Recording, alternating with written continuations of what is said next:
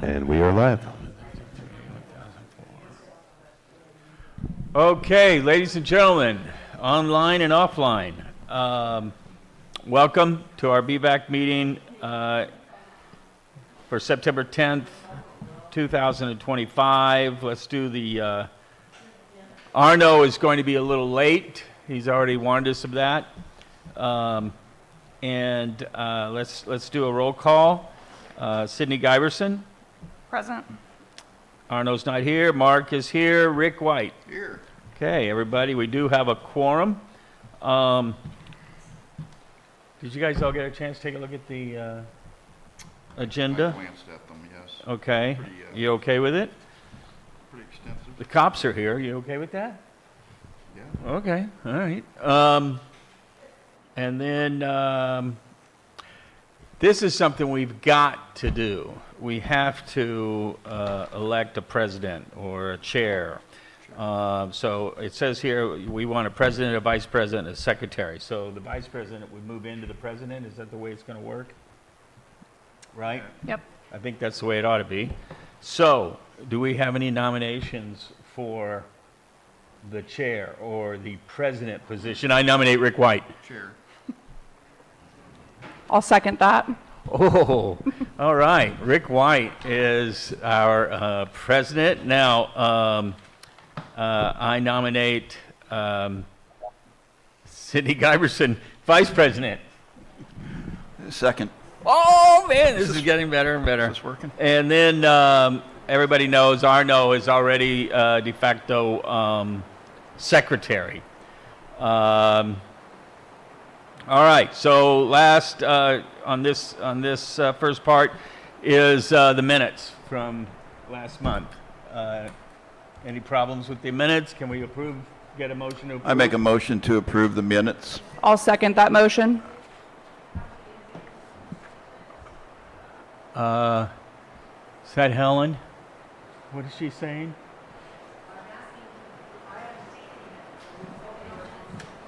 Well, I've got an extra copy here if somebody wants to get it down to her. I have an extra copy if you'd like one. Helen. do you guys vote on the minutes? No.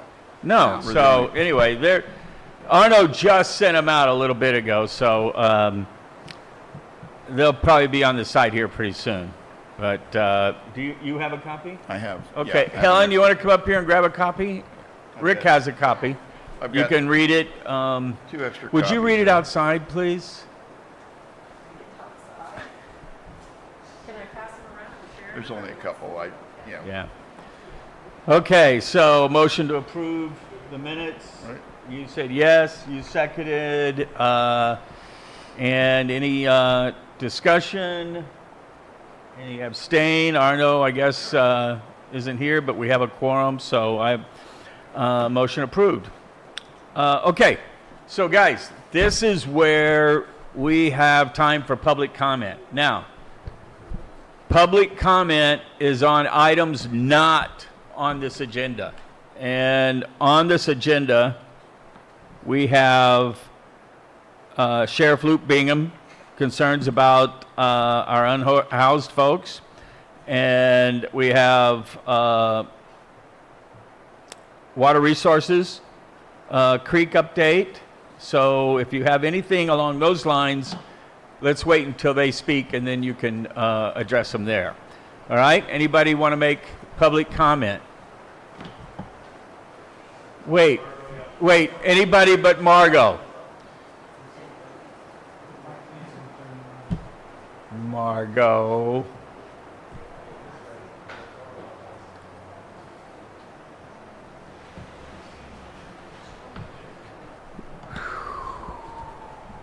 Margot Kambara, Big Valley area resident. Oh, thank you. By the way, while she's getting ready, if anybody would like to have something put on the agenda, for those of you online as well as out here, just text or phone one of us, and we'll send it out to the powers that be and see about doing that, okay? There you go. Have at it, Margot. Thank you, Mark. This week marks the 10th anniversary of the Valley Fire. One positive outcome of the Valley Fire's devastation is an elevation of disaster preparedness and community unity. Lake Area Planning Council's Wildfire Evacuation Analysis and Preparedness memo states, quote, "The Valley Fire highlighted the need for comprehensive wildfire preparedness and resilience measures and underscored the need to evacuate immediately," end quote. Building on Lake County's wild preparedness, Lake Area Planning Council welcomes public comment on its draft Wildfire Evacuation and Preparedness Plan. The plan sets standard evacuation protocols and procedures for relevant agencies. It will be used to analyze the risk assessments of existing transportation facilities to determine potential strategies or improvement needs for vulnerable areas and populations. The draft plan is posted on Lake Area Planning Council's website, lakeapc.org. Using the radio alphabet, the website is lakealphapapacharlie.org. APC. On the Lake Area Planning Council's landing page, click on the icon for the draft plan. Lake Area Planning Council will host a meeting on its draft Wildfire Evacuation and Preparedness Plan tomorrow, Thursday, September 11th, from 5:30 to 6:30 p.m. Participants can attend in person or virtually. Meeting location is Lakeport City Hall. For remote participation information, go to the Lake Area Planning Council website. Click on the icon for the draft Wildfire Evacuation and Preparedness Plan. Thank you. Thank you. Margot, thank you very much. Anybody else? Here we go. Thank you. Is it for the noise? Remember, state your name and Hello, thank you. My name is Angela DePalma-Dow. I'm Executive Director of Lake County Land Trust. I'm also a resident in Big Valley. And this is my first Big Valley Advisory Committee meeting, so I hope to attend more regularly. The Lake County Land Trust has a preserve located in Big Valley. It's about 283 acres. We have guided walks at the preserve. The next one will be September 20th. If anybody wants to attend, it'll be at 8 a.m. The whole preserve, there's a nice loop. It's flat. It's easy to access. We are co-managing that preserve with Big Valley Band of Pomo Indians. And there is currently a $1.2 million restoration project occurring on that preserve. So if you want to learn about the restoration going on a Clear Lake Hitch Creek, I welcome you. I also wanted to plug, we have a full-length Clear Lake science documentary that's airing at Soper Reese Theater on Friday at 7 p.m. And we're really excited about it. This is a re-release of the film from last year after the Clear Lake Integrated Science Symposium. It's a lot more complete, has more tribal voices, more recent projects. You'll get a view at the most recent Clear Lake Hitch data from Clear Lake by USGS, hot off the presses, as well as some of the most current research going on in Clear Lake for cyanobacteria mitigation and lake restoration and water quality improvement. So it's a great film. We encourage you all to be there. If you have any questions, I'll leave my card here. And then if this committee ever has any questions for the Land Trust, please let me know and contact me. We'd love to provide a presentation or if you like or anything like that. I think that's it. all right. Am I allowed to take questions? Sure. Somebody raise their hand.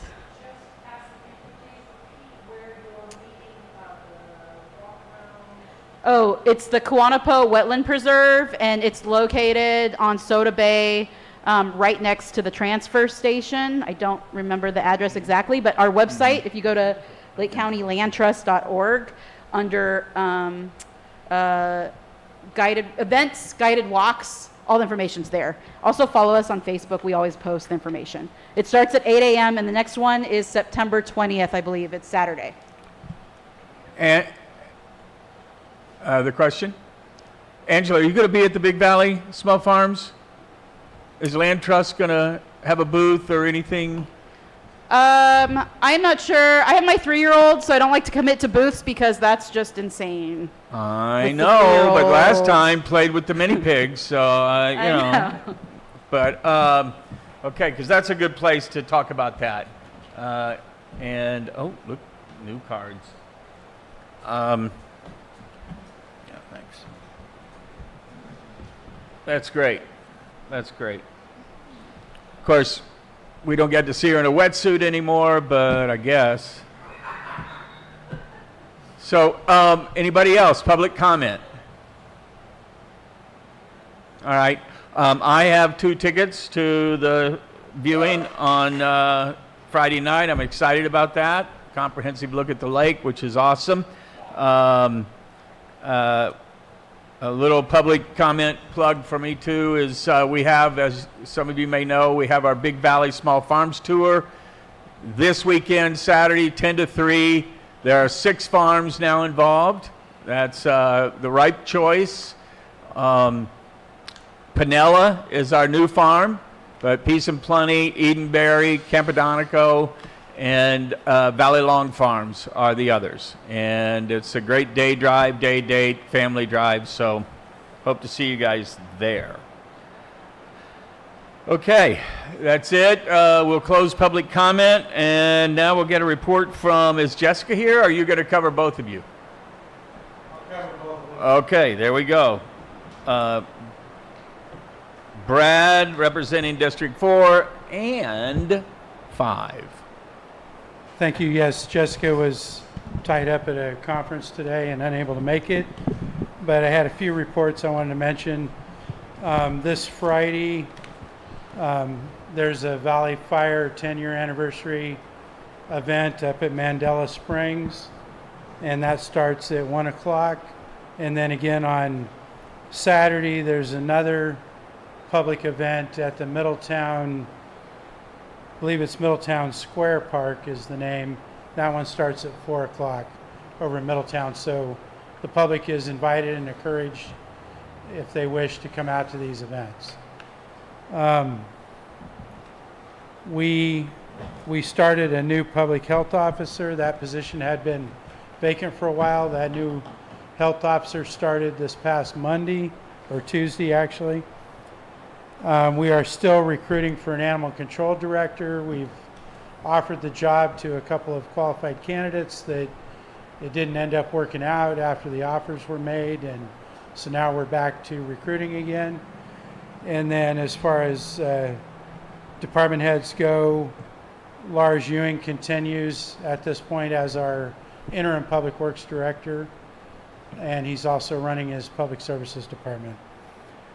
As far as your vacant positions on the Big Valley Advisory Council, next week on the Board of Supervisors agenda, I have it on to request to move Sydney from an alternate position into a permanent position. Once the board does that, then we will advertise for the vacant regular position and the vacant alternate position. So we'll start the recruitment on that in the next couple of weeks. We are anticipating, this is not 100% confirmed yet, but most likely the Sonoma Clean Power will be doing another presentation to a joint meeting of the Board of Supervisors and the 2 city councils on September 30th at 5 p.m. at the board chambers. Again, that's not 100% confirmed, but that's our plan to try to dial that in tomorrow to have this meeting. And the idea is that the board and the city councils can follow up on any further questions we have before we actually receive an offer from Sonoma Clean Power. And that will also give the public another opportunity to hear us asking those questions and also to ask their questions and concerns. Because again, we want to make sure that this information really gets out throughout countywide. We want to know what the public thinks before we vote on a decision on whether or not to bring in Sonoma Clean Power. Brad, And- how is that advertised? How is that Well, promoted? Are you going to make a lot of noise yes, when you get a... Yes, I'm date? kind of giving you a preview. Right. If it's confirmed tomorrow, we're going to have press releases. It'll be on social media.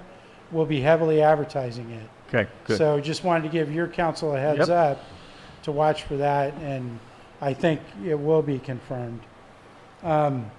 Lastly, as you may be aware, the county's been doing a lot of chip seal and road work, some of it in this jurisdiction's footprint. I left a bunch of press releases on the table here. We did get delayed on doing the fog seal, so that's in this updated release. We've got to go back and do a fog seal over all these chip seals, and that'll preserve the treatment and hopefully put those roads in good shape to last for a while.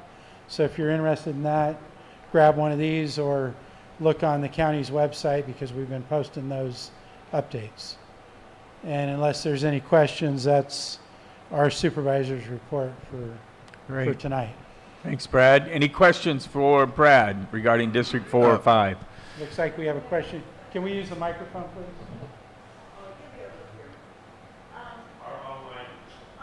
Yeah, it's, I'm not really sure if are you talking about only this area, or is it, or is it the whole county? I just have a question about where I live. Yes. And I called many times, any place I could call.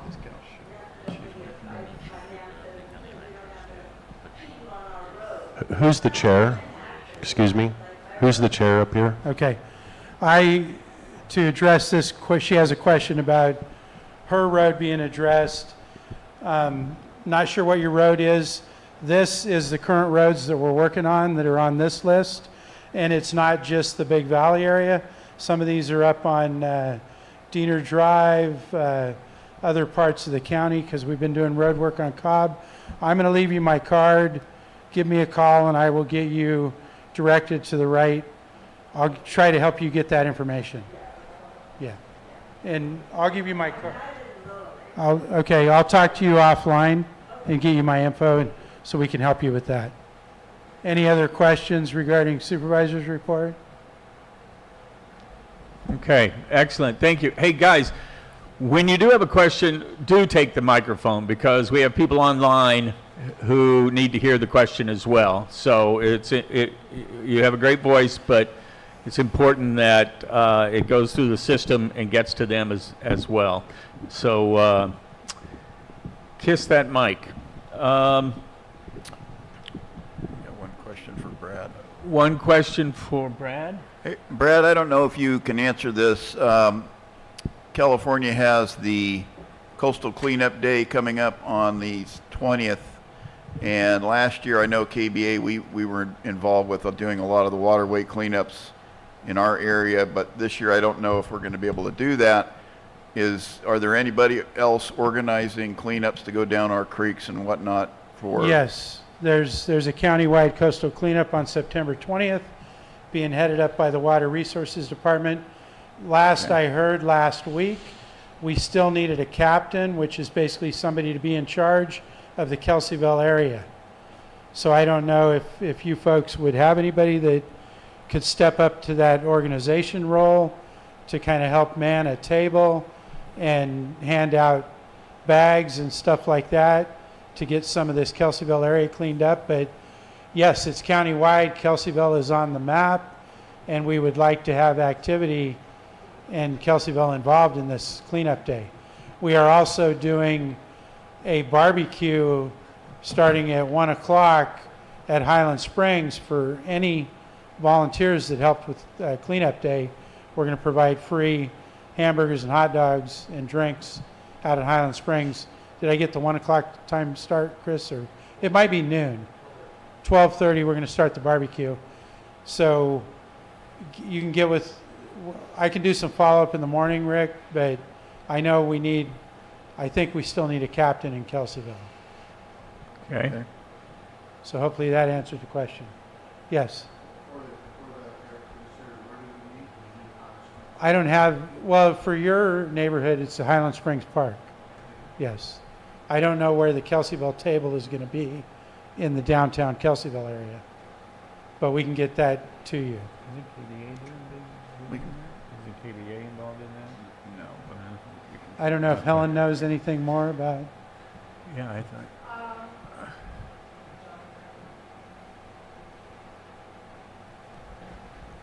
I will reach out. I'm not going to be available that day, but I will reach out to a couple of people that I can think of right offhand and make sure Kelseyville will be represented. There will be somebody. Typically, we have done this by putting a table right there at the bridge. It's on the entrance where you're able to walk down under the bridge and get to the creek in either direction.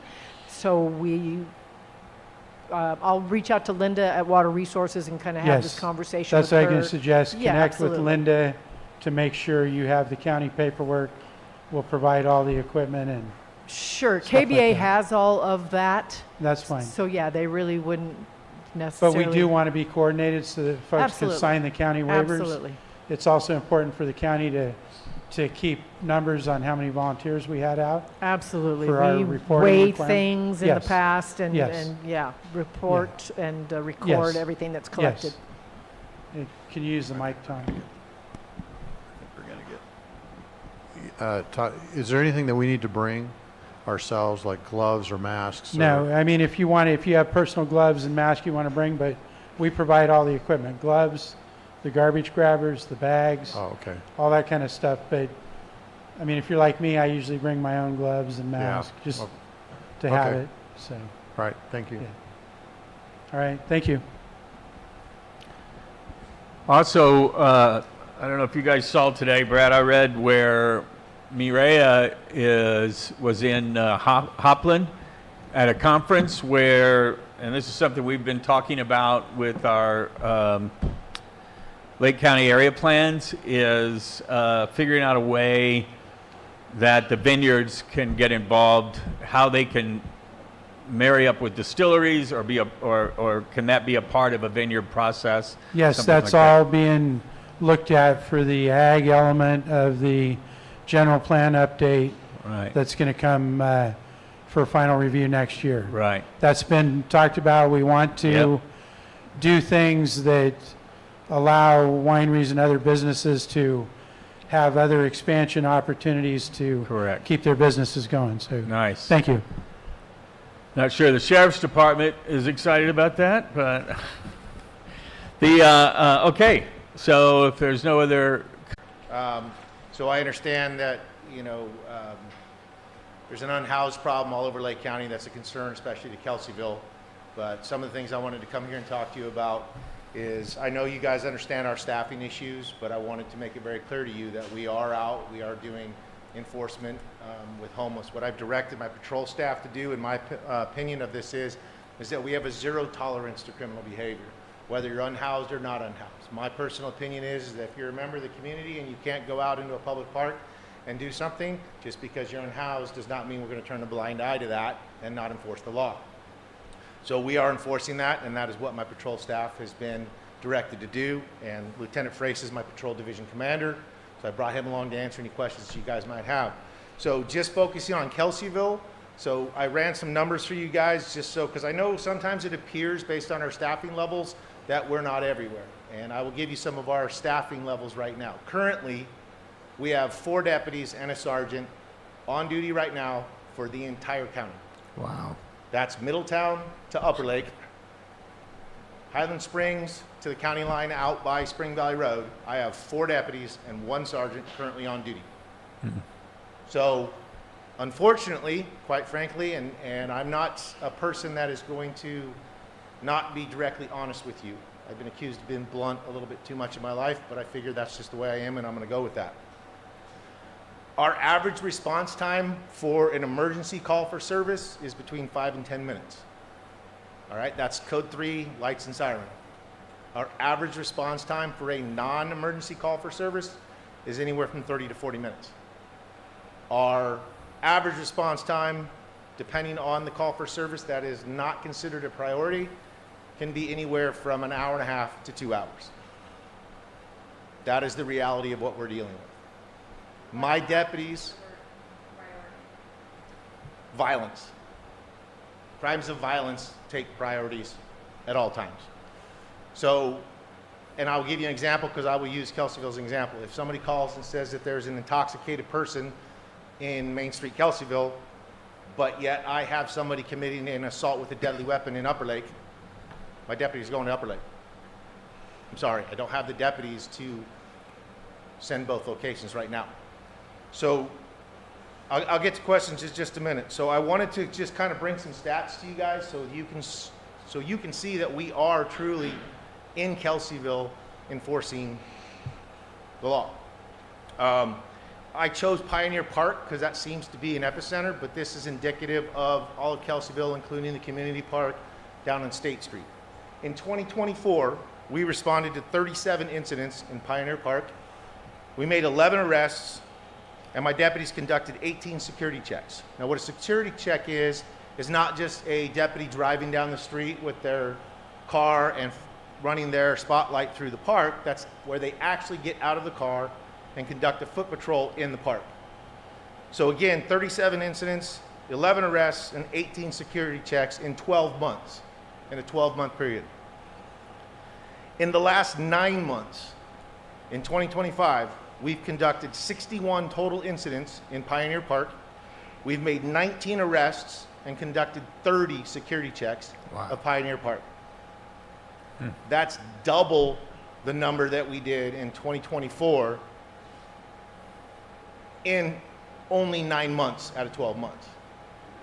So the reason that I bring those stats to you is because I understand that sometimes it appears that we're not in the community. The stats show that we are.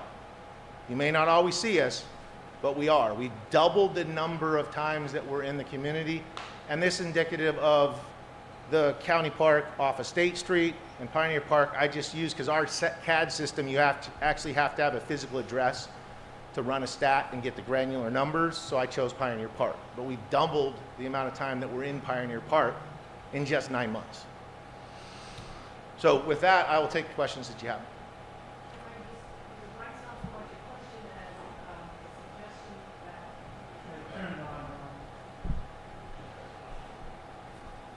Sorry about that. I just was kind of shocked and appalled because I came through town the other day. I've been talking to people on the street about this, and many of them have suggested that they're seeing a lot more patrol activity, and that was obviously really good to hear. However, I pulled onto Main Street right behind a sheriff's vehicle the other day, and he was clearly cruising along, not in any sort of a rush, and just went right on down Main Street. And my thinking was just like, how do you not just make that loop through the park because you're in town? You know, I mean, for what it's worth, it seems like just that much more presence is what's going to add up and make the difference. So, I mean, I'm not sure if all of your officers are taking it quite as much to heart as some others, perhaps. And I agree with you 100%. And if they're in the community, they should be doing that. But they'll also preface that with, you saw him drive down Main Street, but what was he doing in the community? Maybe he had already passed through there, he'd gone to another park, and you just happened to catch him going down Main Street, leaving the community. Not saying that that's not what he was doing, or maybe he didn't go by the park. I don't know. I can't answer that question. But that's just what I have to say about that. But I agree with you, but, and I don't like to use the word but, because usually everything comes before that is, anyways. I just want to assure you that we are in the community more. We have directed our patrol staff to take a zero tolerance when it comes to crime, regardless of your housing status. I also want the community to know that when it comes to law enforcement, if somebody's not committing a crime, we really don't have a lot of tools to deal with some of the unhoused people. And I'll give you an example. If somebody's sitting in Pioneer Park and they're talking to themselves and they're not committing a crime, but it makes the community nervous, and then they call us and we come out and we talk to the person and we don't see a crime being committed and we don't see a reason to contact behavioral health other than they're talking to themselves, but our threshold is very high. They have to, there's got a lot of other requirements in there. And then we leave, we get a lot of calls saying, well, why didn't your deputy do something about that? Well, they're still bound, we're still bound by the Constitution, and they are a citizen, and just because they're unhoused, as long as they're not committing a crime, we can't tell them to leave the park. It's a public space. If we're doing that, it's called white lining. We're violating the Constitution, and we're opening up the county and the sheriff's office to civil liability for that. So that's a lot of the times when a deputy comes out and talks to somebody, we don't see a criminal violation. We give a warning and we move on, because that's all we can literally do when it comes to that situation without violating somebody's constitutional rights. I have a few suggestions and also maybe and a few comments about the Pioneer Park. My name is Monica. I'm very adjacent to the park. I have cameras all along the park now because of the violence that has occurred. Now I live with my grandparents taking care of them. She's an elder, dementia and Alzheimer's. So I'm the one that always calls, and pretty much the neighborhood knows that Monica is the one that you call should something happen at the Pioneer Park, because I stand up and protect the elders and protect the people who want to just hang out and have a sandwich or a coffee, which I haven't seen in years, in 5 years. It's very disappointing. So for a while, I say the first 3 years, I'm going to give you the story, I was here calling, and yes, because of the lack of budgets and, you know, cuts and stuff like that, before you came on as a sheriff here, the excuse was there wasn't that many people, sheriffs, but yet we have a lot of sheriffs just driving around, like she was saying, on Main Street. My suggestion was, because I call all the time, because now they're destroying our backyard, hopping over our fence, trying to steal stuff, you know. I have children back there. They disturb my dogs, harass them. They literally come from the park and harass them. So it's a lot of that, and it's always the same ones. So my question is, the ones who are continuously loitering, drinking, doing drugs, doing the meth that I see, I have cameras, it's shown, I even have proof. I even tell sheriffs when they do call me, or their sergeants, hey, there's proof, we have it. What do we do with those continuous ones that are always harassing? And they know. And they know that some sheriffs will just be slack about it and let them go, because I do call and I observe from my backyard to see if the sheriffs really do the job. I say about 60% don't. The ones that do come, they mean business, and they have them leave because they are drinking, and they say you can't be drinking. They make them, you know, get rid of all their stuff and have them leave. But they come back later on, you know.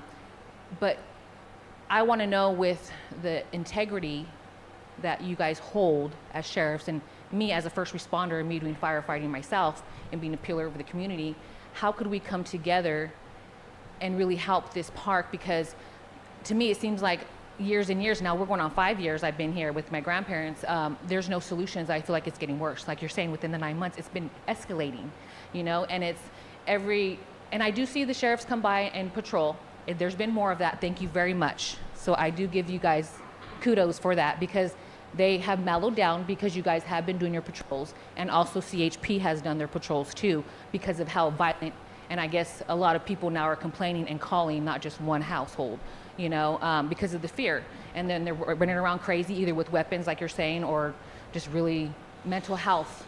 And that's also a lack that we have in Lake County, of course. We all know that. So what I want to know is, can we turn it into maybe a parking lot for all the events that we have here? You know, we don't have no parking in town, so maybe we could transform it into a parking lot and get rid of the bathroom, because half the time they're already sleeping in there, having whatever, doing their, you know, thing in there, and their drugs, and they're locking people up in there and fighting in there, you know. And most of the time, I'm the one that has to hear it. I can't even hang out in my garden in my backyard.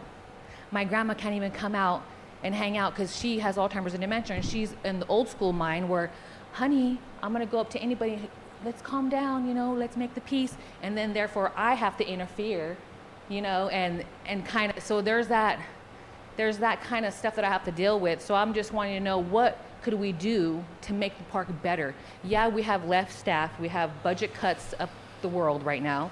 But what could we do, even as a community coming together as well? You know, what are the ideas that we could come up with the county to change this park? Because it's getting worse, and it's going to get worse. It's not going to get better. I'm going to be very honest with you.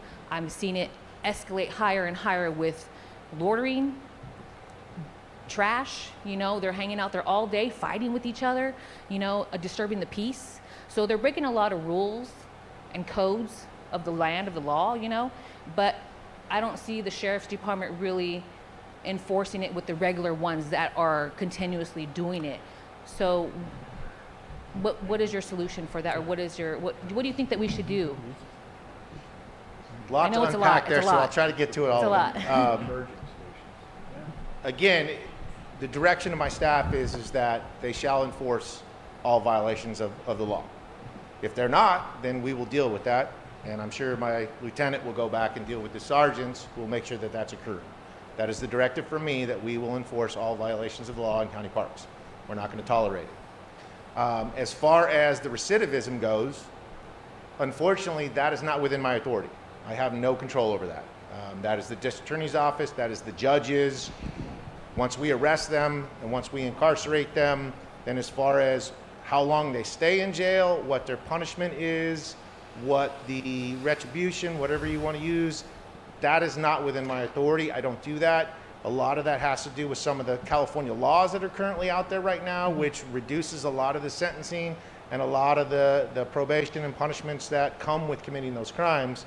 So I guess my answer to that is I really don't have a solution to that, because that's out of my control. I can't influence that. I try my best through different organizations, California State Sheriff's Associations, legislative meetings I have with our representatives to kind of press for a more stricter enforcement of the laws, and especially the punitive side of them. But that's not my wheelhouse really, to say somebody, because you did this, you're going to spend this much time out of the community. I don't have control over Okay, that. so let's say we eliminate what we do with the bad guys, or the ones that are running amok out here, okay? What could we do, since there's a high amount percentage of it going up and escalating, and then there's a Senate code for that?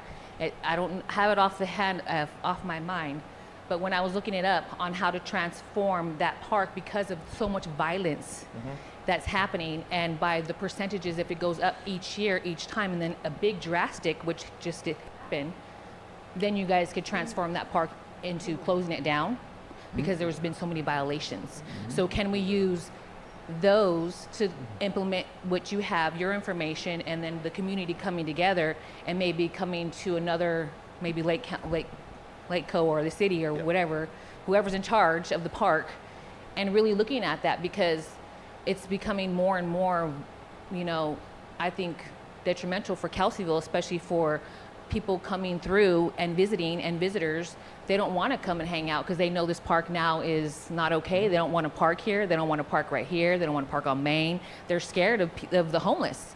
And they're bad and good people, don't get me wrong, because some of them do need help. They just need someone to talk to. Because I've talked to them, and I've also whooped them like a mom, hey, act right, but I'll feed you too if you act right, So they know me at the park too, but it's enough is enough. And I'm hearing more of the community now crying out, and now they're coming to me because you guys are not available, and I'm not a sheriff, and I'm not a cop, and I don't, Well, I just shoo them away because the fear, that they're bringing to the community. As far as transforming the park into something else, again, that's not within my authority. That would be the Parks Department, that would be the Board of Supervisors, that would be the community coming together and saying that we want this park to be something other than what it is. That would be community development, it would be the Parks Department, it would be the Board of Supervisors that would make Okay. that decision.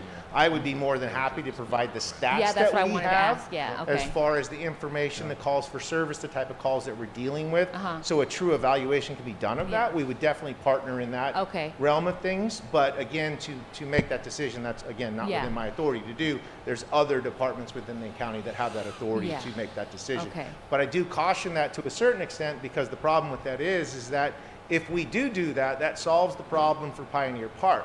But then that's just going to create a problem for State Street Park. That's going to create a problem for another place in Lake County, or another a place within the community. I think one of the things that is more of a focus that we need to do in Lake County as far as the unhoused is concerned is the change in laws, number one, because personally, opinion of mine, if I was the governor of the state of California, which I don't want that job, but if I was, I think personally, if you get caught under the influence of some type of controlled substance 3 times and you're sentenced 3 times, well, you've shown your inability not to not use drugs. You now go to a incarcerated inpatient treatment facility. Right. You don't have the option of an outpatient anymore. We're going to put you into a facility where you're going to get that treatment. It may not work the first time, it may not work the second time, but maybe the third time of providing that information, it's going to have an effect on some, which is going to reduce some of the problems. Also, mental health treatment. Yeah. Again, no things Yeah, that are well, not it, within my you know, realm back in the of day, all that authority. used to be in order, and we used to do it like that, and that's why things were kind of in order. And now that Excellent. guy's, and now Exactly. you know, we have what And we so have now. Yeah. We deal with the enforcement side of it, and we're dealing with the reality of it is we're dealing with a quarter of the problem. There's 3/4 of the problem that's not being dealt with. And I'm not saying that they're not trying to deal with it. I don't want to throw anybody under the bus. I think there just needs to be more effort put Yes. into drug rehabilitation, mandated drug rehabilitation sentencing, mental health sentencing, Yes. those kind of things where you're getting those mandated treatments, you know, medically assisted treatment for drug abuse, that kind of stuff, which could help solve some of these problems. And quite frankly, I've heard from a lot of unhoused people that why would I want to get an apartment and get a job and pay money when the state of California is giving me free money and free food to stay on the street?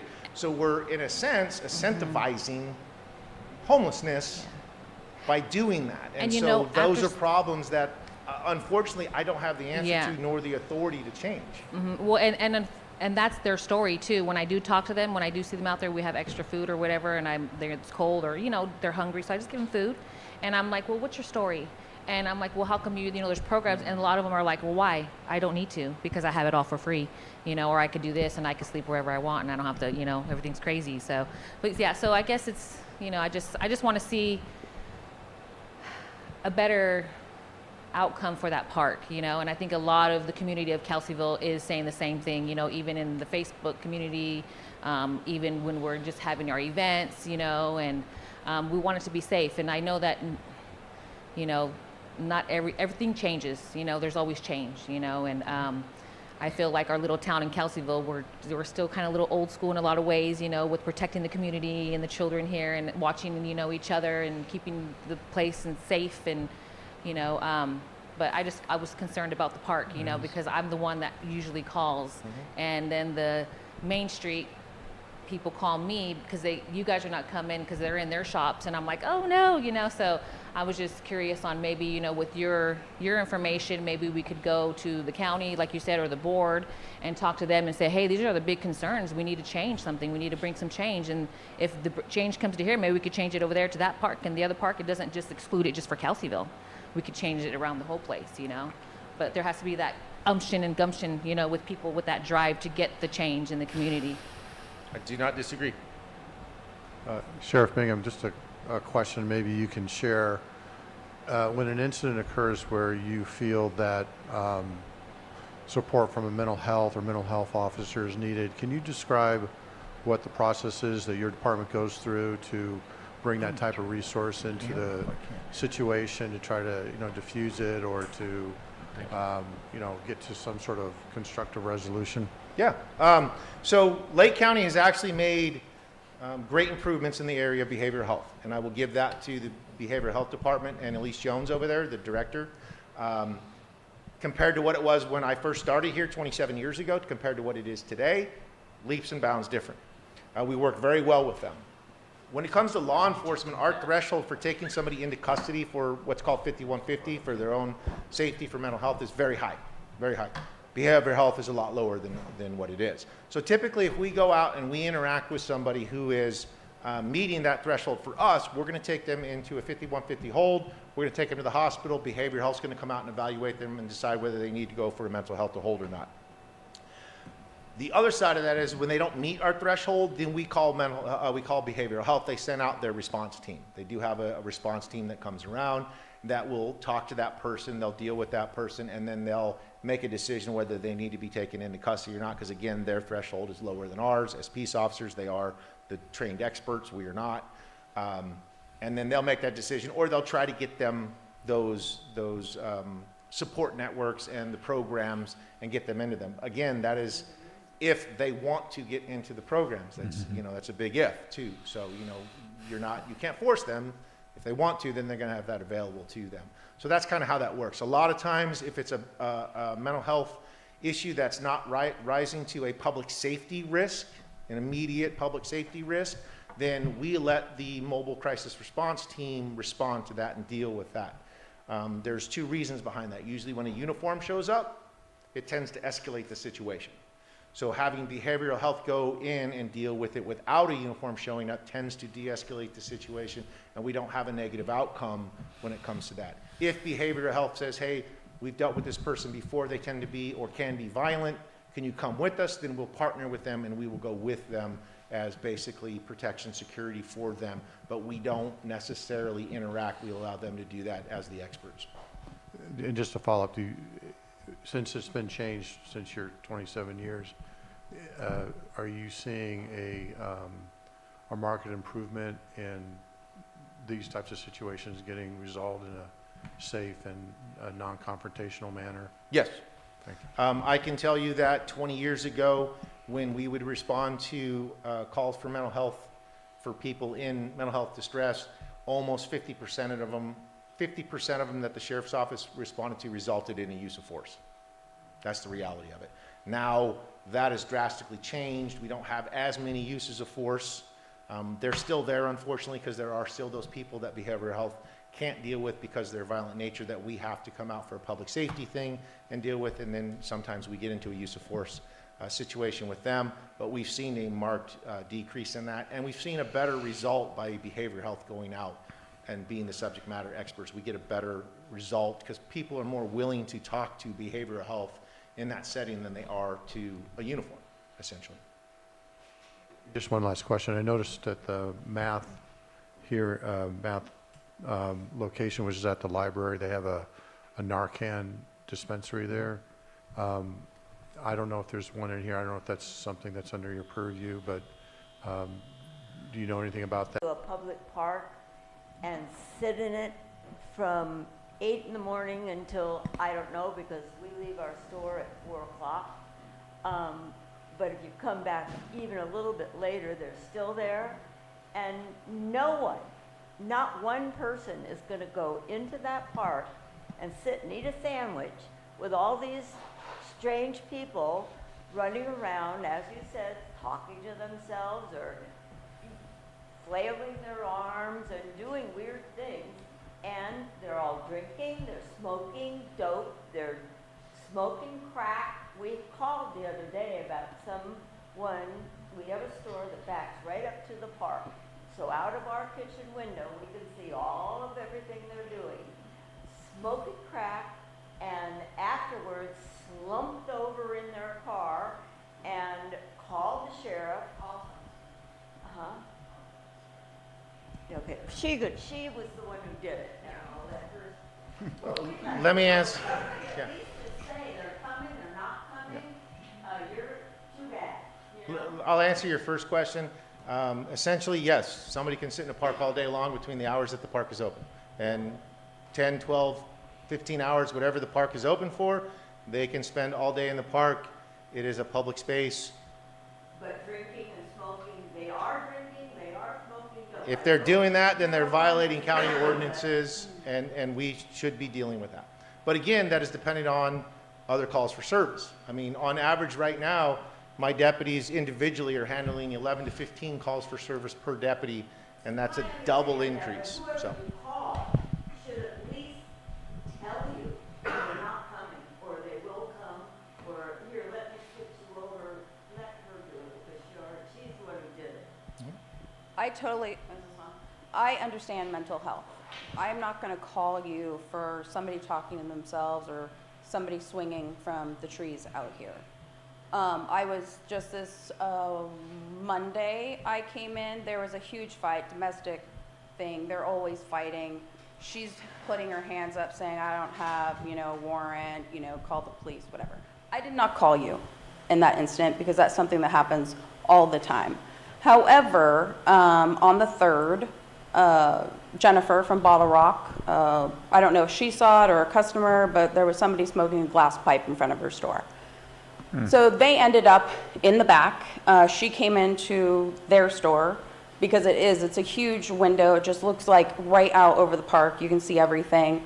There was like a Winnebago, I don't know what it is, but like an old Toyota pickup truck with the camper on the back. There was a man, he was completely slumped over the wheel. She was in the passenger seat and she was like, you know, slumping down. And so I called 911, medical emergency. I was like, this person is behind the wheel of a vehicle. You know, if they pull out and drive away, they can kill themselves, but most likely kill somebody else. However, nobody came. You know what I mean? I said it was a drug overdose, you know, bring your Narcan. First of all, she went to go transfer me to the sheriff's department, and the line just beeped like it was out of service, like, you know what I mean? So I don't know if your service was down or she didn't know what she was doing. So then the vehicle, you didn't show up, so then the vehicle's driving out of the parking lot as other people are getting in. And I call again. She's like, let me transfer you to the highway patrol. However, now the vehicle is already moving. The ambulance or the fire department has not shown up because it should have been a medical aid from the very beginning. And I went to the fire department after I got off work, and they never received a call. So not only did you not come out, the CHP didn't come out, and the fire department didn't show up. So. And nobody told her nobody was coming. That's the big thing. But they should, somebody should have come. It was a person slumped over the driver's wheel, you know, smoking, whatever they were smoking in their glass pipes, and nobody came. I mean, that person could have died. I mean, I didn't know. I wasn't going to go out there and check to see if he was alive or not. But, I mean, the fire department is right here. Somebody should have come over.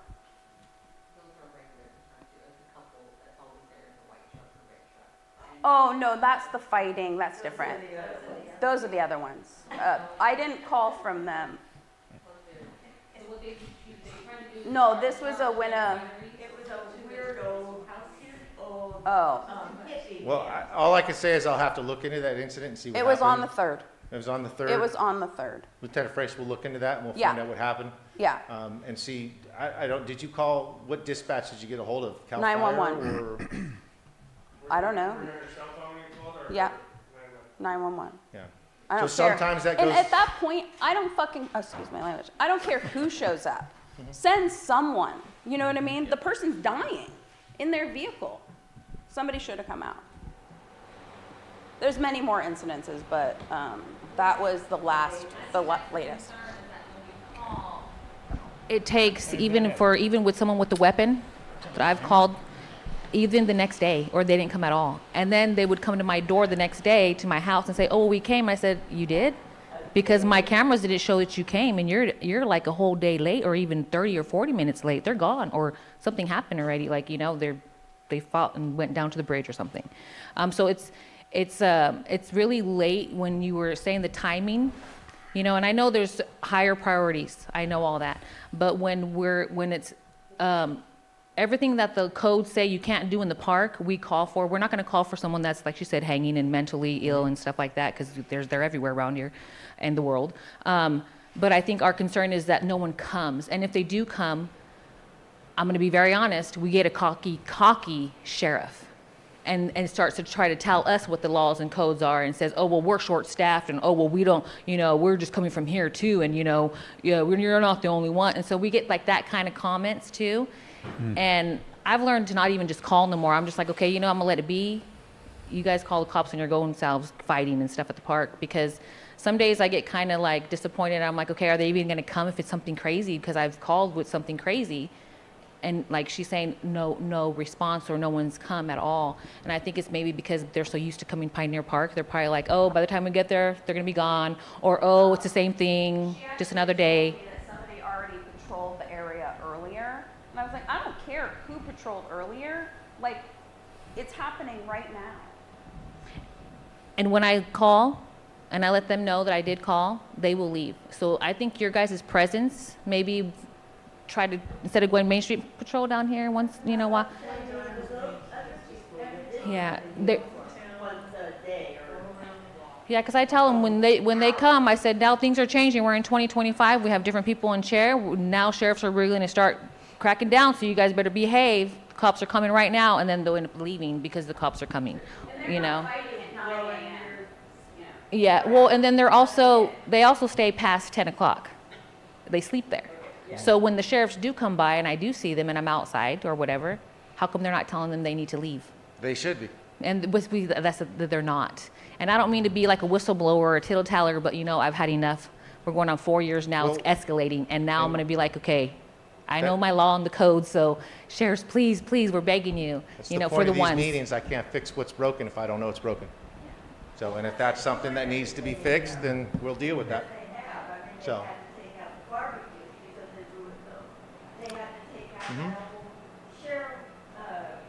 Jail building because they pulled all the shingles off to burn in the fireplaces. Wow. Because they were cold. You know, I mean, they have beautiful lawn. Now they have no lawn because there's so many people on it all day long, romping around. Yeah. I mean, we're just, you know, venting. Well, you know what, guys? And that's fine. What I'm hearing, and I think it's a great idea. I know you're saying it's like a balloon, it pushes it somewhere else. Well, they're only concerned about this patch, and then we handle that patch, or we'll handle, you know. But I don't know anybody who uses that park other than the unhoused or the homeless or the vagrants. I think Rick's idea of putting in your idea, Monica, of a parking lot, putting in charging stations, that would be awesome. That's perfect for. So Don't disagree. I wonder, Brad, if that's something that can be presented to supervisors and see if it's feasible, because that would, you know, and it's needed. We do need. Well, certainly anything can be presented to the supervisors, and that's something that we can discuss. I mean, it's not something we're going to be able to solve tonight, but Oh, shoot. that's certainly something that, you know, I don't disagree having a discussion about, you know, what more we can do from a county standpoint to keep the park safe. I mean, you know, the sheriff has their responsibility with responding to calls for service, but, you know, like he said, as far as what the county does with that park, that's going to have to be a bigger discussion and Well, we know involve that. other folks. but What we're yes, suggesting is perhaps have that discussion. Because the definition of insanity is to continue doing what you're doing, and it doesn't seem to be Right. really Yes. having an impact. all of that can be discussed, and that's something you can continue to put on this agenda for Okay. We for should. other pertinent departments that we could expand this discussion down the road. I mean, right now, we're talking about, you know, what the sheriff And it has the sounds like ability to do. staffing issue too. So, you know, Yeah. And I know we have to move on. We do have Yeah. another presentation, but Yeah. just for the record, I'm not going to go over all the details, but just for the record, we did have another public comment come in from Jennifer Gaida, who owns Bottle Rock Candle Studio, and I just wanted to ensure that her comments also went in the record. I've given copies to each of you, and the sheriff also has a copy of it. But just to summarize, you know, she had the same comments. You guys have already covered the same thing that she sent to us in writing, but just for the record, I wanted to make sure that, you know, we mentioned her name and that she did have these public comments. But I would say, I mean, I appreciate the sheriff coming out here to answer the questions. They have a difficult job to do with limited resources, and we have a 1,300 square mile county that we have to take care of. So, you know, I think they're doing a lot out here.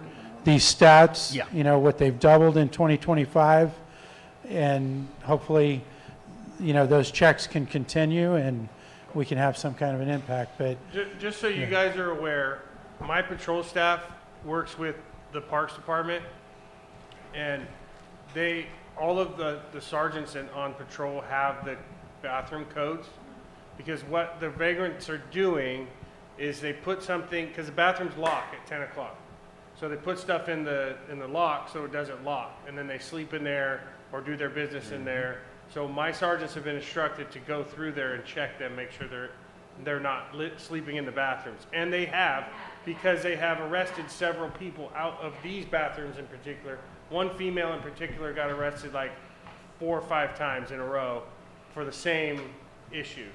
And you guys have, and that's, I'm giving you guys kudos for that, because you guys have been patrolling, looking to take it more, that's awesome, because now the same, now we have right here. I will talk to my patrol staff immediately, and I will let them know that they need to because I, myself personally, and I don't work on the street as much anymore, but I have personally come by Pioneer Park in the daytime when people are there and put them on notice and say, you guys cannot stay here. If you're committing a crime, you're going to go to jail. I personally have told them that. And so my patrol staff knows that. That's what they are, and I told them exactly what I told them is there is a 0 tolerance for criminal behavior at any of the parks in Kelseyville or in our county. So they know this, and they will continue to do the best that they can with the resources that we have. Okay?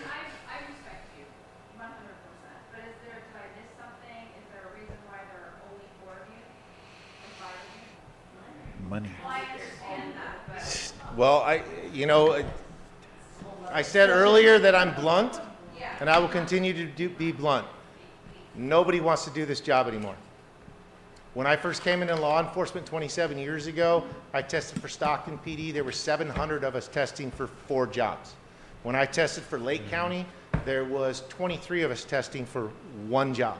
I currently have 6 vacant positions in the sheriff's office in my patrol staff. I'm lucky if I get 2 people that apply. Nobody wants to do this job anymore. What we see, what we have to deal with, and then just the attitude of society towards law enforcement right now, nobody wants to do this job. And it's getting worse, and I am not defending my deputies for not doing something that they're supposed to do, by any means. Do not take it this way. My patrol staff is handling double what the patrol staff used to handle 10 years ago. My deputies work a 12-hour shift. Generally speaking, 10 to 10 and a half hours of that 12-hour shift are doing nothing but responding to calls for service. They have barely any time to do proactive work anymore. And at the end of the day, most deputies are 5 or 6 reports down by the end of that 12-hour shift. And they got to come back tomorrow and do another 12-hour shift, or they're going to pick up another 5 reports. By the end of the week, they're down 15 to 20 reports that they have to write before they can go home so we can get those to the DA's office for prosecution.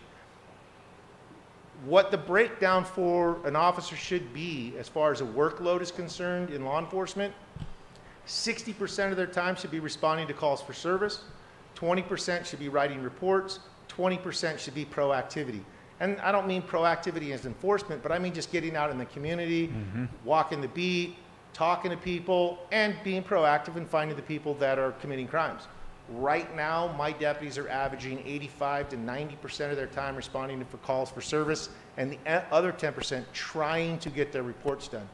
We currently pay a lot of money in overtime, having our deputies work 13 and 14-hour days so they could get their reports in so we can get them filed with the DA's office. As I said, currently right now I have a total patrol staff of 16 deputies and 4 sergeants. And I can't work them 24/7, so I got... So that's kind of the problems that we're dealing with, and the reality is nobody wants to do this job anymore. It's rare to find somebody that wants to do this job. It really is. And our staffing has been cut by 11 positions since 2018. I'm down to allocated of 30 positions where I had 39 and 40 in 2019. Because we can't hire people, so we cut the positions to save the money and reallocate that money elsewhere because we just can't hire people. We're struggling to hire people.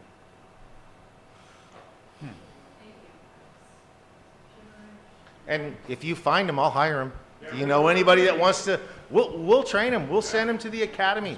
I will pay them to go to the academy. That's my question. That's what I was going to bring up, is that I know they have a program in Clear Lake where they are paying these young people to go to school, and then I guess they are then secured 3 years or so of employment. Do we have something like that we have in a place? deputy trainee program. We run testing twice a year.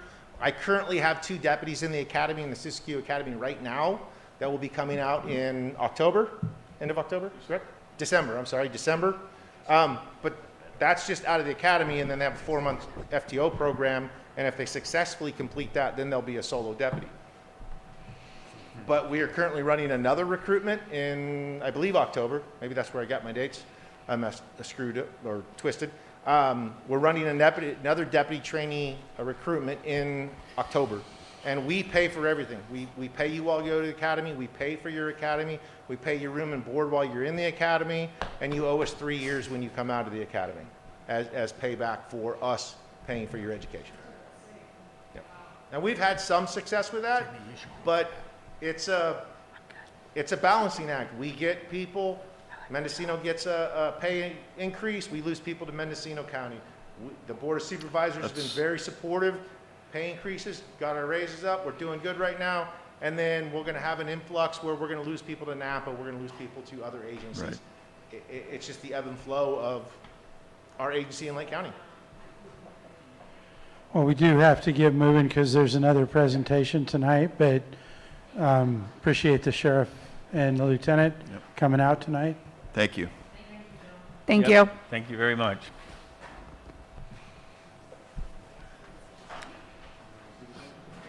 Okay, water resources.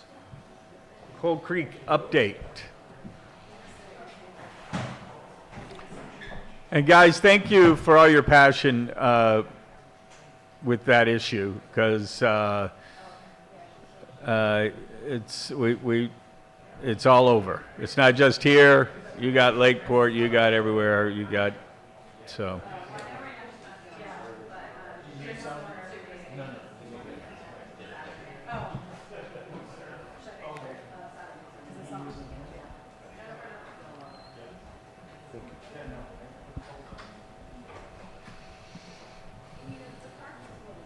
You're on. All right. Hello, everyone. My name is Chris Childers with the Lake County Water Resources Department, also the Watershed Protection District. I'm here on behalf of Juan Abadie, the director, and I'll be giving an update on Coal Creek.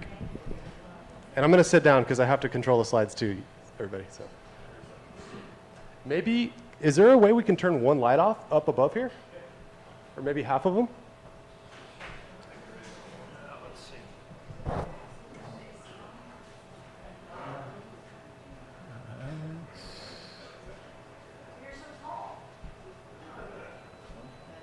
Is that better, Chris? Much better, thank you. Yep. So I'm going to start with a little bit of background here. Coal Creek is it's a notorious place for hitch strandings, and every year there's very many that desiccate when the water recedes after the flooding happens. So the Watershed Protection District has secured a grant with CDFW.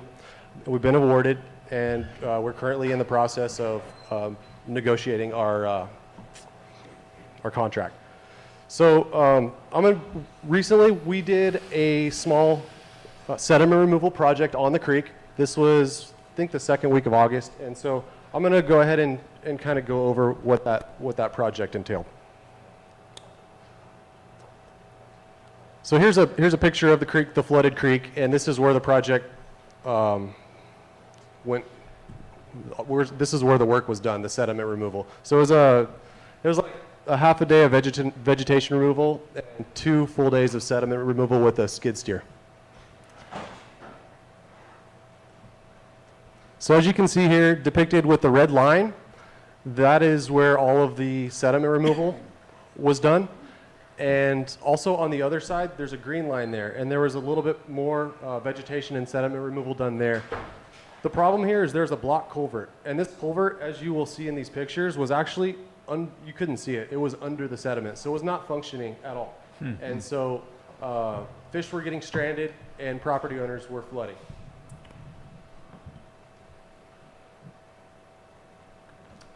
So I have a few before and after pictures of the work we did. So on the left here, you can see what the creek bed looked like before we did this work. The creek can't really hold the water inside the banks because the sediment has just accumulated so much over the years. So as you can see here, we pulled roughly 2 to 3 feet of sediment out of this creek to upstream and downstream of this block culvert to fix the culvert and make it functional, and also to hopefully alleviate some of the localized flooding. So this is just a little bit downstream of the culvert. There's the Clark Drive Bridge, before and after pictures again. As you can see on the picture on the right here, that's about 3 foot of sediment. Some places was a foot, some places was about 3 feet, just depending on, you know, the exact location.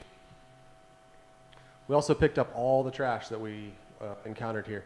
I do want to mention on the picture on the right, we did want to clear the left side of the bridge out there to allow more flow, but once we started to, we noticed that there's giant boulders in there that had been put in with heavy equipment, and so those boulders were left, and we were not able to clear the sediment out on the other side. It appeared that those boulders were structural and there to protect the bridge footing. So as you can see before, this is the culvert. This is in the creek channel, in Coal Creek Channel, the hydro-modified channel. So as you can see, that there's 2 T-posts there on the left-hand side. Those T-posts are on the left and right side of that actual culvert. And on the right side here, you can see the T-post on top still, and you can see the culvert. And now it's actually functional. So we also removed about 12 to 18 inches of sediment below the culvert as well, just so it can hopefully be functional for a few years, is my hope, while we work on planning the restoration planning of 1.5 miles of Coal Creek, basically from Soto Bay Road upstream. So here's the other side. This is actually not in the creek. This is the other side where you saw the green line in the picture earlier. So this is all the vegetation that was on the other side of the upstream side of this culvert. And so removed all the vegetation and also used the skid steer to pull out some of the sediment on that side because it was clogged as well. As you can see, there's like a hose there. So what I did is I used it's a 2-inch hose, took that hose and pushed it all the way through the culvert. So the culvert is functional. And then also we used some water in the hose to try to flush out some of the sediment, so that there was some sediment inside the culvert. So it will drain. It is functional at this point now. So on the left-hand side, this is the upstream side of the culvert, and then the downstream side. And this is after all the sediment removal was done. So you can see in this picture, you know, there's quite a bit of work we did. And so this work took 3 days total. So for future plans right now, obviously we have a planning grant, but we have to do something to save these hitch and relieve localized flooding. So this is in the future planning stages. Is we want to get in, and this is about half a mile stretch downstream of Clark Drive Bridge, where the water kind of just goes into the fields. We call it, it kind of braids, the creek braids, almost like braided hair. It just goes in all directions. It floods the road there, and there is a ton of debris, just woody debris, kind of blocking the channel. So the next phase of this is going to be getting a crew in there and removing all of this debris. Do you know when that'll be able to happen, if it's able to happen before the rains? So that is, I'm currently right now, I'm working on it, but we want to make this happen in the future. I realistically, I have about 6 weeks until the creek's full of water. So that's a really tight time frame to be 100% honest, but I want to make it happen. We have a lot of neighbors willing to help as long as we let that ROE, I Yeah, we can follow up with that. I don't, with this project, to be honest, it's not a volunteer project. There's no way. There's chainsaw work, there's too much,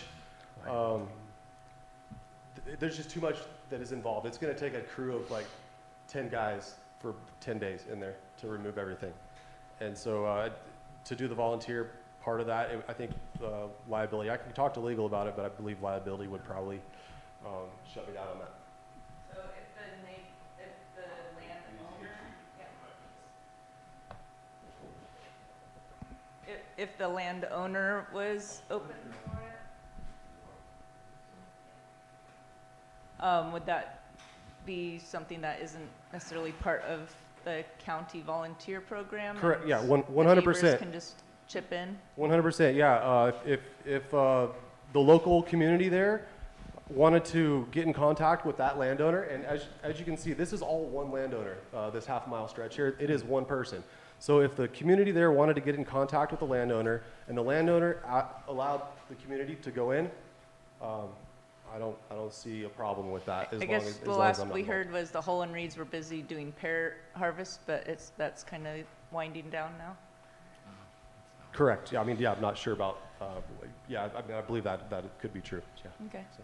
Thanks. But yeah. This is definitely something I want to make happen. Don't have a lot of time at this point, but it needs to happen. So, and this is going to be something that we're going to be talking about in the Coal Creek Advisory CCAC meetings as well. So, but yeah, if the community wants to get in there and talk to the landowners in there, I think that would be perfect. So, in the meantime, while I try to procure funding and a crew.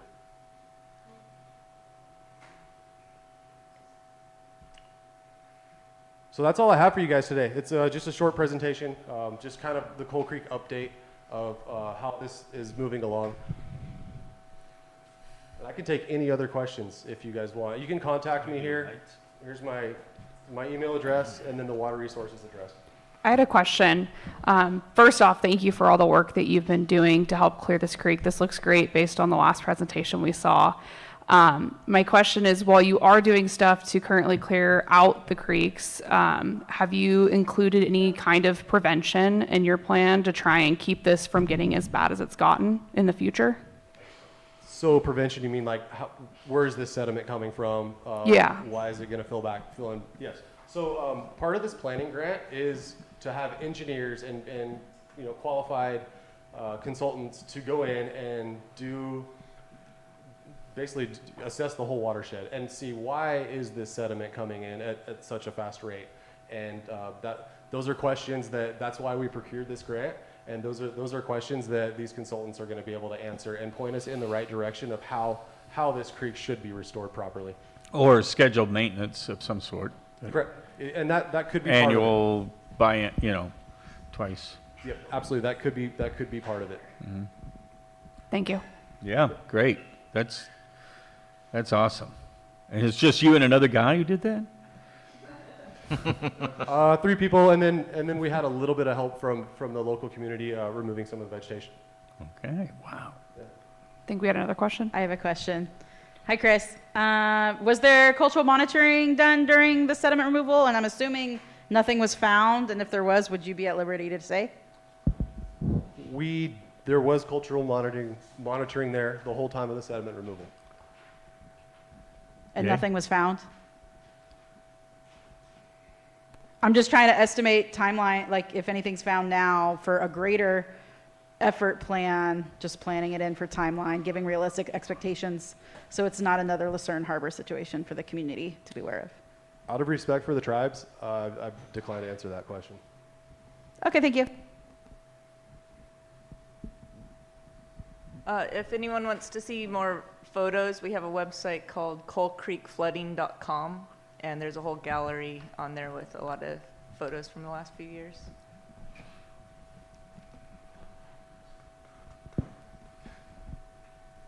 Is that website that you just mentioned like the source for anything on this project, or will the county water resource department website under stream restoration be updated with this project, or is there any way for the public to get updates on this project from the county websites?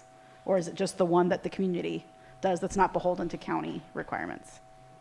Yeah, I don't believe I have any information on Coal Creek currently on our website. However, we do have the Coal Creek Advisory Collaborative, and any of the community members that want to get involved in these discussions can contact me, and we can get them on those meetings. But that's not a Brown Act followed group, right? So there No. technically is no public materials yet on for this project, besides what the community put together. Yeah, Okay. just besides the presentations that we're doing. Yeah, Board of Supervisors. Yeah, stuff. I know that when you guys came, was it 2 months ago, 3 months ago, and you guys did a presentation that is online. I think you sent me the link and we put it out there. Correct. Yeah, Yeah. you did. Yeah. Yeah, And so- I may have put it on. I think I put that one on our website. Yeah. Actually, Yeah. so- It's on there. So yeah. This one can go on the website too. Sorry. Yeah, we do have the other one on the website. The reason why I ask is because we're doing stream restoration projects. As someone that wants to learn what others are doing, that are doing a great job, it's really cool to have everything in one spot, especially from the start of a project, as it's going through, so we can learn. And I know that you guys have a tab that's stream restoration that right now doesn't have a lot of information. If there's a way to get the Coal Creek project on there in some form, to have everything in one spot so it's easier, especially for those that are doing the work, we can just find stuff easier instead of have to go to all the municipal meetings and then call you and email you and then go to the community website. Okay, not to be a pain, but No, that's my I request. think that's great feedback, and I'll try to make it happen tomorrow. We know, we need to know. Okay. Well, thank you. That long time coming, I think. And I've only been here for a few years. Sorry, one more question. Hi, Chris. First of all, thank you for doing all this. I was just curious if there is an update on the grant. I know you said there was like some signatures missing, and we're like on the. So yeah, that's a good question. So update on the grant is the funds have been awarded, and currently we are basically in negotiations on the language in the contract with CDFW.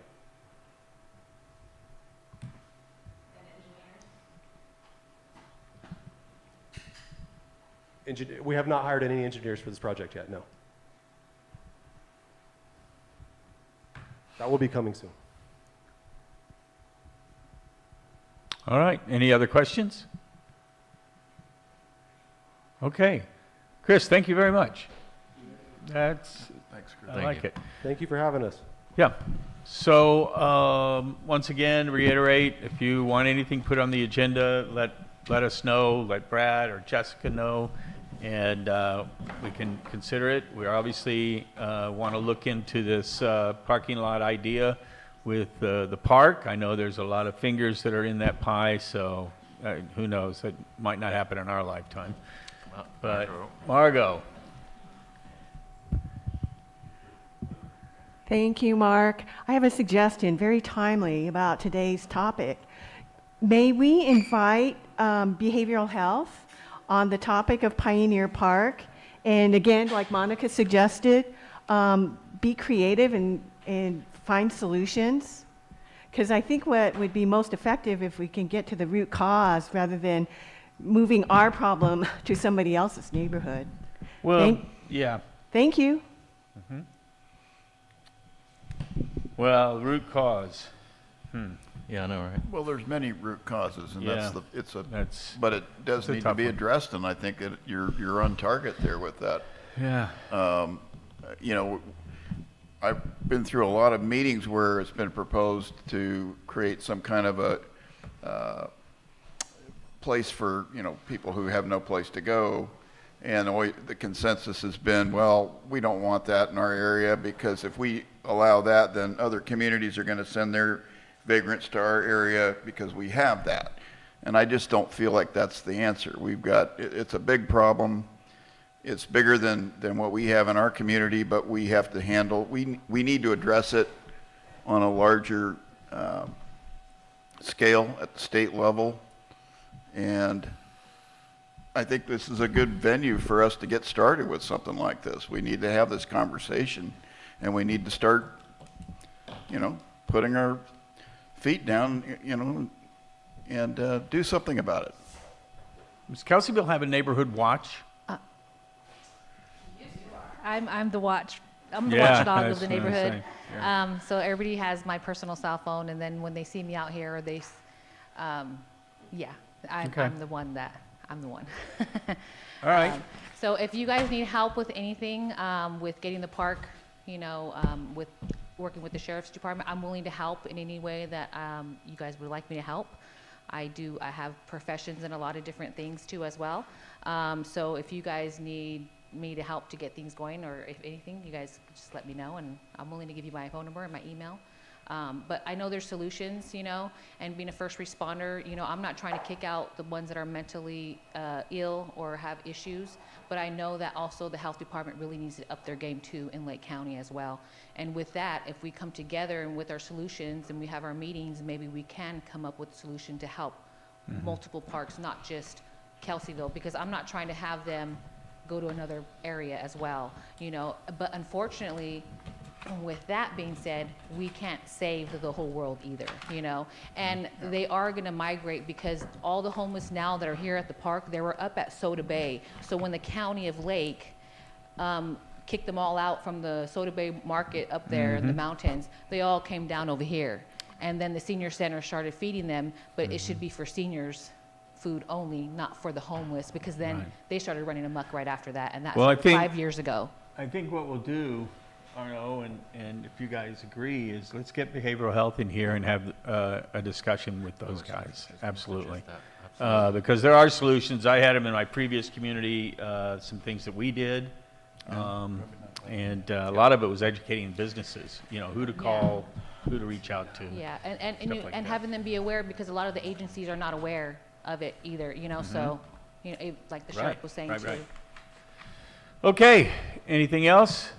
All right. I feel like it's a little trickled down as well. I don't know if people are aware, but like Lake County's unemployment office shut down last year, or this year, this January in Lakeport. So, I mean, it also is very difficult for people to find jobs locally.